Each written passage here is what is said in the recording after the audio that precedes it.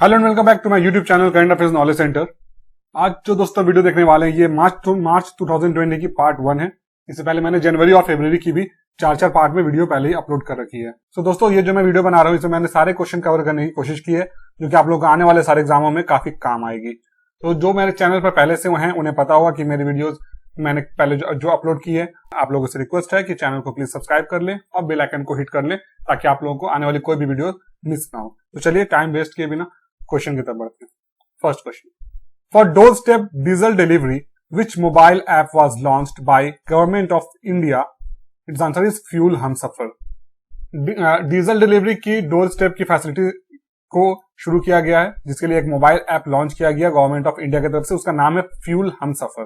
Fuel Humsafar इसका नाम है। इसके बारे में आप लोग को मैं बता देता हूं कि ये minister of state of labour and employment Santosh Gangwar ji के द्वारा लॉन्च किया गया है। ये डोर स्टेप डिलीवरी करेगी डीजल की housing societies, hotels and hospitals में in the national capital region NCR, जिसे हम लोग कहते हैं एनसीआर। आप लोगों को पता होगा नेशनल कैपिटल रीजन, जो कि दिल्ली और उसके आसपास के जो भी क्लोज एरिया है वो उसके अंदर आते हैं। तो इसमें जो शामिल जगह होंगे वो होंगे गुरुग्राम, गाजियाबाद, नोएडा, फरीदाबाद, हापुड़, कुंडली, मानेसर एंड बहादुरगढ़। तो इसमें से जो बातें याद रखने वाली वो ये है कि minister of state for labour and employment Santosh Gangwar, ये एक आपकी क्वेश्चन है जो इसमें आपको इंपॉर्टेंट हो सकती है। Who has been appointed as chairman and managing director of metals and minerals trading corporation limited? Metal and minerals trading corporation limited जो है इंडिया की, जिसे हम लोग MMTC भी कहते हैं, इसके जो नए चेयरमैन और मैनेजिंग डायरेक्टर जिन्हें अपॉइंट किया गया उनका नाम क्या? उनका नाम है सुधांशु पांडे। सुधांशु पांडे नाम है दोस्तों उनका, जिन्हें नया मैनेजिंग डायरेक्टर और चेयरमैन अपॉइंट किया गया है।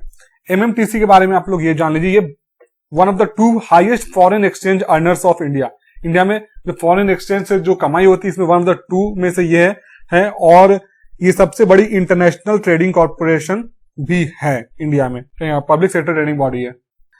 इसका जो मेन ऑब्जेक्टिव है दोस्तों वो ये है कि ये एक्सपोर्ट करती है मिनरल ओर्स को और इंपोर्ट करती है एसेंशियल मेटल्स को। इसका हेडक्वार्टर दिल्ली में है और ये जो स्टैब्लिश हुई थी 26 सितंबर 1963। The national safety day is celebrated every year on. National safety day जो सेलिब्रेट किया जाता है हर साल, वो कब किया जाता है? वो किया जाता है 4 मार्च को। 4 मार्च को नेशनल सेफ्टी डे सेलिब्रेट किया जाता है। इस साल जो इसका थीम है दोस्तों वो याद रखिएगा, थीम इस साल जो इसका है वो ये है enhance health and safety performance by use of advance technology. Advance technology को यूज करके सेफ्टी और हेल्थ को परफॉर्मेंस को एनहांस करना इसका इस बार का थीम था। ये अवेयरनेस बढ़ाने के लिए है ताकि सेफ्टी मेजर्स को अच्छे से लागू किया जाए और मिसहैप्स और एक्सीडेंट से बचाया जाए लोगों को, जो कि उनकी लैक ऑफ अवेयरनेस की वजह से होती है। Who has been appointed as India's ambassador to Turkey? तुर्की एक एशियन कंट्री है जिसकी कुछ पार्ट यूरोप में भी आती है और इसका जो एम्बेसडर तुर्की में जो इंडिया का नया एम्बेसडर जिन्हें चुना गया है वो है संजय कुमार पांडा। संजय कुमार पांडा जी को इंडिया का नया एम्बेसडर बनाया गया है तुर्की के लिए। Who has been appointed as BCCI selection committee chairman? BCCI board of control for cricket in India, ये इंडियन क्रिकेट की बोर्ड है। इसकी जो सिलेक्शन कमिटी के जो नए चेयरमैन बने हैं उनका नाम है सुनील जोशी। सुनील जोशी हमारे फॉर्मर इंडियन क्रिकेट टीम के स्पिनर बॉलर थे। What is the name of the former Secretary General of United Nations who has recently passed away? जो अभी हाल ही में जिनका देहांत हुआ, डेथ हुआ, former secretary general of United nation के फॉर्मर सेक्रेटरी जनरल थे, उनका नाम क्या है? उनका नाम है जेवियर पेरेज दे सेलर। जेवियर पेरेज दे सेलर। इनके बारे में कुछ बातें हैं जो आपको याद रखनी चाहिए। वो ये कि ये लीमा के रहने वाले हैं। पेरू साउथ अमेरिकन कंट्री है, उसका कैपिटल लीमा है, वहां के रहने वाले हैं और इनकी जो बर्थ डेट है वो है 19 जनवरी 1920। ये आप लोग याद रखिएगा। Next question, in which city the next round region of Google will be opened? Google ने जो क्लाउड रीजन बनाया है वो उसका जो नेक्स्ट राउंड है वो गूगल कहां ओपन करने जा रही है? तो वो न्यू दिल्ली में ओपन करने जा रही है दोस्तों, याद रखिए न्यू दिल्ली। इससे पहले जो फर्स्ट रीजन था वो कहां लॉन्च हुआ है? वो मुंबई में बना है 2017 में। तो ये न्यू दिल्ली में सेकंड रीजन लॉन्च करने जा रही है Google. Which country has launched 2 short range missiles into its eastern sea? किस कंट्री ने, किस देश ने अभी हाल ही में 2 शॉर्ट रेंज मिसाइल्स जो है अपने ईस्टर्न सी में, जो कि जापान की तरफ होता है, उसमें लॉन्च किए? तो उसका आंसर है नॉर्थ कोरिया। नॉर्थ कोरिया के ईस्ट में जापान है, जापान के वाले सी में उन्होंने 2 short range ballistic missile launch की है। ये प्योंगयांग प्रोविंस में आता है जहां इन्होंने ये शॉर्ट रेंज मिसाइल्स लॉन्च की है। और आप लोगों को दोस्तों पता ही होगा कि नॉर्थ कोरिया के जो प्रेसिडेंट हैं वो किम जोंग उन है, और जो नॉर्थ कोरिया की कैपिटल है वो है Pyongyang. Who has released a book titled chronicles of change champions in new Delhi? New Delhi में किसने एक बुक रिलीज की है जिसका टाइटल है Chronicle of change champions? Chronicle of change champions एक बुक लॉन्च हुई है। किसके द्वारा लॉन्च हुई है? ये स्मृति जुबिन ईरानी जी के द्वारा लॉन्च हुई है। स्मृति जुबिन ईरानी जो है union minister for women and child development, union minister हैं ये वीमेन एंड चाइल्ड डेवलपमेंट की। ये बुक जो है दोस्तों ये कंपाइलेशन है 25 इनोवेटिव इनिशिएटिव जो लिए गए हैं स्टेट और डिस्ट्रिक्ट लेवल पर प्रधानमंत्री बेटी बचाओ बेटी पढ़ाओ योजना के अंतर्गत। तो उसी पर यह बुक बेस्ड है। Which RBI deputy governor has announced his resignation due to health problems? किस आरबीआई के डिप्टी गवर्नर ने अपना रेजिग्नेशन अनाउंस किया हेल्थ प्रॉब्लम की वजह से? उसका आंसर है दोस्तों NS Vishwanathan. NS Vishwanathan ji one of the 4 deputy governors थे आरबीआई के जिन्होंने अपने पोस्ट से रेजिग्नेशन दे दिया। Recently Muhyiddin Yassin has been appointed as the new prime minister of which country? Mohiuddin Yasin जी को अपॉइंट किया गया है नया प्राइम मिनिस्टर किस कंट्री का? मलेशिया का। मलेशिया के न्यू प्राइम मिनिस्टर अपॉइंट हुए हैं मुहिउद्दीन यासीन। इससे पहले जो वहां के प्राइम मिनिस्टर थे वो थे महाथिर बिन मोहम्मद। लास्ट वीडियो में भी मैंने इनके बारे में कुछ डिस्कस किया है, आप लोगों को लास्ट वीडियो में भी इसकी जानकारी मिल जाएगी दोस्तों। When the Zero Discrimination Day is observed every year? Zero discrimination day को हर साल किस दिन आयोजित किया जाता है या सेलिब्रेट किया जाता है? तो इसका आंसर है दोस्तों 1 मार्च को ये इससे सेलिब्रेट किया जाता है जीरो डिस्क्रिमिनेशन डे। और इस साल का जो थीम आप लोग याद कर लीजिए या नोट कर लीजिए, zero discrimination against women and girls. औरतों और बच्चों के खिलाफ कोई भी डिस्क्रिमिनेशन नहीं होगा, ये इसका थीम था इस साल का। Who has launched Suposhit Maa Abhiyan which aims to provide nutritional support to pregnant women and adolescent girls? किसने ये एक सुपोषित मां अभियान लॉन्च करा है? इसका एम क्या है कि ये न्यूट्रिशन सपोर्ट करेगी प्रेग्नेंट वुमेन को और एडोलेसेंट गर्ल्स में, कि जो टीनेजर या गर्ल्स हैं उनके लिए ये अभियान लॉन्च किया गया। तो ये किया गया है मिस्टर ओम बिरला द्वारा ये लॉन्च किया गया है। ओम बिरला जी के बारे में आप लोग बहुत अच्छे से जानते होंगे कि वो लोकसभा के हमारे स्पीकर हैं और बीजेपी भारतीय जनता पार्टी के मेंबर ऑफ पार्लियामेंट हैं। कोटा राजस्थान में उन्होंने ये अभियान लॉन्च करा है। Who has won the ATP Mexican open title 2020? ATP Mexican title open जो हुई है 2020, ये एक लॉन टेनिस की प्रतियोगिता होती है दोस्तों। इसे किसने जीता है? इसे इस साल जीता है राफेल नडाल ने। राफेल नडाल ने ये कंपटीशन जीता है। राफेल नडाल के बारे में कुछ बातें हैं जो आप लोगों को जाननी चाहिए, क्योंकि राफेल नडाल बहुत ही बड़े लॉन टेनिस प्लेयर हैं, ओपन टेनिस प्लेयर हैं, और इन्होंने 19 ग्रैंड स्लैम चैंपियनशिप जीती है, जिसमें रिकॉर्ड 12 टाइम इन्होंने फ्रेंच टाइटल जीता है। Farmer India hockey player from Punjab has passed away, what was his name? India के फॉर्मर हॉकी प्लेयर पंजाब से जो बिलोंग करते थे, वो हाल ही में उनका डेथ हुआ है। उनका नाम क्या है? बलबीर सिंह कुल्लर। बलबीर सिंह कुल्लर जी का देहांत हुआ इसी साल। वो पंजाब के बहुत ही वेटरन हॉकी प्लेयर रह चुके हैं। हम इंडिया के हॉकी टीम में उस टाइम शामिल थे जब इंडिया ने 1964, ये डेट याद रखिएगा दोस्तों, 1964 में टोक्यो ओलंपिक्स में इंडिया ने गोल्ड जीता था, तो वो इस टीम में शामिल थे। और 1986 में जब इंडिया ने मेक्सिको सिटी में ओलंपिक्स में ब्रोंज जीता था, तो उसमें भी ये शामिल थे। To establish a chair of excellence, Indian Air Force has signed an MoU with which university? Indian Air Force ने किस यूनिवर्सिटी के साथ एक एमओयू साइन किया है जिसका नाम है चेयर ऑफ एक्सीलेंस? तो उस यूनिवर्सिटी का नाम है दोस्तों सावित्रीबाई फुले यूनिवर्सिटी। ये यूनिवर्सिटी पुणे में है, और ये जो एमओयू साइन किया गया है ये department of defence and strategy studies, department of defence and strategic studies नाम लिख लीजिए, नोट कर लीजिए, याद कर लीजिए। के अंडर इसका इनिशिएट किया गया है इंडियन एयरफोर्स के द्वारा, ताकि ये पढ़ाई वहां पर डिपार्टमेंट बने और वहां पर इसकी भी स्टडीज हो। और इसका जो नाम रखा गया है वो ये है marshal of the air force Anjan Singh chair of excellence. एक बार दोबारा से मैं नाम कह रहा हूं, आप लोग नोट कर सकते हैं, marshal of the air force Anjan Singh chair of excellence. Which city has been declared as the summer capital of the Uttarakhand?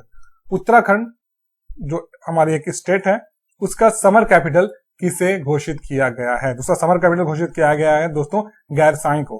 गैरसाई वहां की एक डिस्ट्रिक्ट है, उसे समर कैपिटल घोषित किया गया है। और विंटर कैपिटल के तौर पर देहरादून, जो कि उनकी एग्जिस्टिंग कैपिटल है, वो देहरादून ही उनकी विंटर कैपिटल के तौर पर काम करेगी।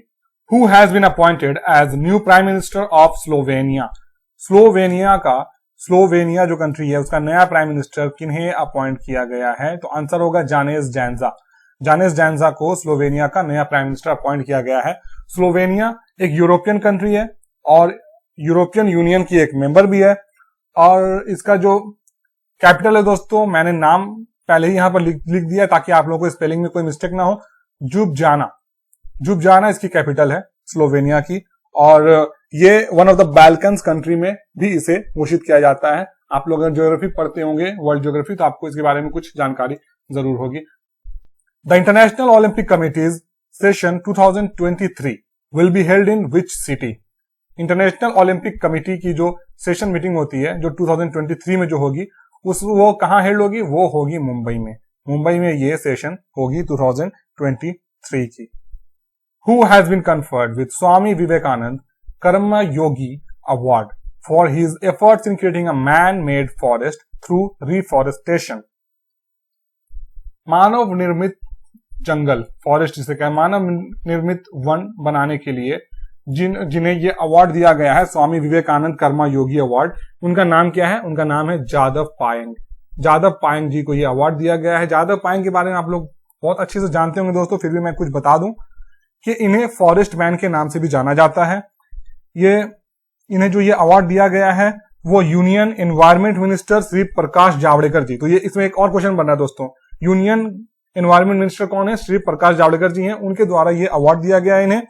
और ये जो है मजूली असम के रहने वाले हैं। सबसे पहले इन्होंने सैंड बार ब्रह्मपुत्र रिवर के नजदीक बैम्बू ट्रीज 20 बैम्बू ट्रीज लगा करके इन्होंने ये शुरुआत की थी और तब से ये कंटिन्यू प्लांटेशन और रिफॉरेस्टेशन कर रहे हैं। इसके लिए इन्हें ये अवार्ड दिया गया है। Jadav Payeng. Which university has topped in Khelo India university games concluded in Bhubaneswar on 1 March? 1 मार्च 2020 को जो भुवनेश्वर में खेलो इंडिया यूनिवर्सिटी गेम्स का जो समापन समारोह हुआ, उस खेलो इंडिया यूनिवर्सिटी गेम्स में किस यूनिवर्सिटी ने टॉप करा है? तो पंजाब यूनिवर्सिटी चंडीगढ़। पंजाब यूनिवर्सिटी चंडीगढ़ ने इसमें टॉप करा है दोस्तों। और पंजाब यूनिवर्सिटी ने टोटल 46 मेडल्स जीते हैं। इसमें 46 मेडल जीत के ये चैंपियन यूनिवर्सिटी बनी है। इसमें इन्होंने गोल्ड मेडल जो जीता है उसकी जो नंबर है वो है 17 गोल्ड जीता है इन्होंने। सिल्वर मेडल जो इन्होंने जीता है वो टोटल 19 जीता। और ब्रॉन्ज मेडल इन्होंने टोटल 10 ब्रॉन्ज मेडल इन्होंने जीता है। इस तरह ये 46 मेडल जीतकर टॉप पर हुई और ये चैंपियन यूनिवर्सिटी बनी। Recently the legislative assembly of which state has become paperless? किस राज्य की लेजिस्लेटिव असेंबली, जिसे हम लोग विधानसभा कहते हैं, वो किस राज्य की विधानसभा इस साल पेपरलेस काम उन्होंने शुरू किया? तो वो है दोस्तों अरुणाचल प्रदेश। इससे पहले जो सबसे पहले जिस विधानसभा ने पेपरलेस काम शुरू किया है वो है हिमाचल प्रदेश। और अभी अरुणाचल प्रदेश ने भी पेपरलेस लेजिस्लेटिव असेंबली की शुरुआत की है। प्रोजेक्ट इंप्लीमेंट किया जिसका नाम है ई विधान प्रोजेक्ट इन्होंने इंप्लीमेंट किया है। इसी के तहत ये जो है पेपरलेस हुए हैं। National Chambal Sanctuary has been declared as eco sensitive zone by government of India. It is situated in which state? National Chambal Sanctuary जो है उसे इको सेंसिटिव जोन डिक्लेयर किया गया। इको सेंसिटिव जोन डिक्लेयर किया गया किसके द्वारा? भारतीय गवर्नमेंट के द्वारा। ये कहां सिचुएटेड है, कहां है ये चंबल सैंक्चुअरी? तो ये है मध्य प्रदेश में दोस्तों। मध्य प्रदेश में ये चंबल सैंक्चुअरी है। और इस सैंक्चुअरी में घड़ियाल और red head crowned roof turtle को यहाँ पर जो है प्रोटेक्ट किया जाता है। टोटल 26 में से 8 टर्टल की स्पेसीज को यहाँ प्रोटेक्ट किया जाता है और मॉनिटर लिजार्ड को भी यहाँ पर प्रोटेक्ट किया जाता है। हु हैज इनॉग्रेटेड पूसा कृषि विज्ञान मेला 2020 इन न्यू दिल्ली। न्यू दिल्ली में पूसा कृषि विज्ञान मेला 2020 का अनावरण किया गया। वो किसके द्वारा किया गया? वो किया गया है यूनियन मिनिस्टर नरेंद्र सिंह तोमर जी के द्वारा। नरेंद्र सिंह तोमर जी के द्वारा पूसा कृषि विज्ञान मेला का अनावरण किया गया न्यू दिल्ली में। ये minister of agriculture and farmers welfare हैं नरेंद्र सिंह तोमर जी, और ये 3 दिनों के लिए हुआ था। 3 मार्च से ये स्टार्ट हुई थी और इसमें बहुत सी चीजें हुई, डेमोन्स्ट्रेट करके दिखाया गया कि राबी क्रॉप किस तरह प्रोटेक्ट करते हैं, और प्रोटेक्शन का और कल्टीवेशन का protection of flowers and vegetables, और बहुत सी चीजें सेल पर थी जो कि फार्मर इक्विपमेंट के लिए काम आती हैं, और free testing of soil and water samples, पानी और मिट्टी की फ्री टेस्टिंग भी यहाँ पर की गई थी। Which film editor has entered in the Limca Book of Records for film edited in the most number of languages? किस फिल्म एडिटर को लिम्का बुक ऑफ अवार्ड्स में जगह मिली है उनके ज्यादा लैंग्वेजेस में फिल्म को एडिट करने के वजह से? तो उनका नाम है दोस्तों श्रीकर प्रसाद। श्रीकर प्रसाद जी को ये लिम्का बुक ऑफ रिकॉर्ड्स में इनका नाम दर्ज किया गया है क्योंकि इन्होंने अब तक 17 लैंग्वेज दोस्तों 17 लैंग्वेज में इन्होंने अब तक फिल्म को एडिट कर चुके हैं। ये recently who has become the 3rd women lieutenant general of India. हाल ही में कौन बनी है इंडिया की 3rd वीमेन लेफ्टिनेंट जनरल? इससे पहले 2 और लेफ्टिनेंट जनरल इंडिया की बन चुकी है। लेफ्टिनेंट जनरल आप लोगों को पता होगा दोस्तों, ये इंडियन आर्मी में 2nd टॉप मोस्ट पोस्ट होती है, ठीक है, और ये सिर्फ 3 महिला अब तक लेफ्टिनेंट जनरल इंडिया की बन चुकी हैं, जिसमें इस बार जो 3rd है वो है माधुरी कनिटकर। माधुरी कनिटकर जी जो है वो 3rd बनी लेफ्टिनेंट जनरल ऑफ इंडिया। और इससे पहले जो लेफ्टिनेंट जनरल बन चुकी हैं उनका नाम भी मैं आप लोगों को बता देता हूं दोस्तों, आप लोग याद रखिएगा।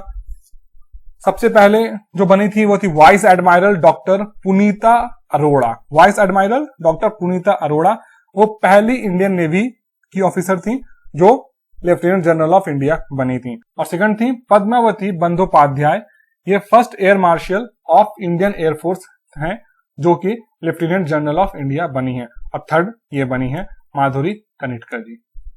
तो दोस्तों आज की वीडियो में इतना ही। होपफुली आप लोगों को वीडियो अच्छी लगी होगी, पसंद आई होगी। अगर वीडियो आप लोगों को अच्छी लगी होगी तो प्लीज मेरे वीडियो को लाइक करें। जो भी आपको डाउट है वो आप कमेंट सेक्शन में पूछ सकते हैं। चैनल को सब्सक्राइब कर दीजिए, बेल आइकन हिट कर दीजिए ताकि मेरे आगे आने वाली वीडियोस आपको आसानी से मिलती रहे, और चैनल को सपोर्ट कीजिए। Thanks for watching. Hit the bell icon for latest videos. Keep learning, keep supporting. Thank you so much.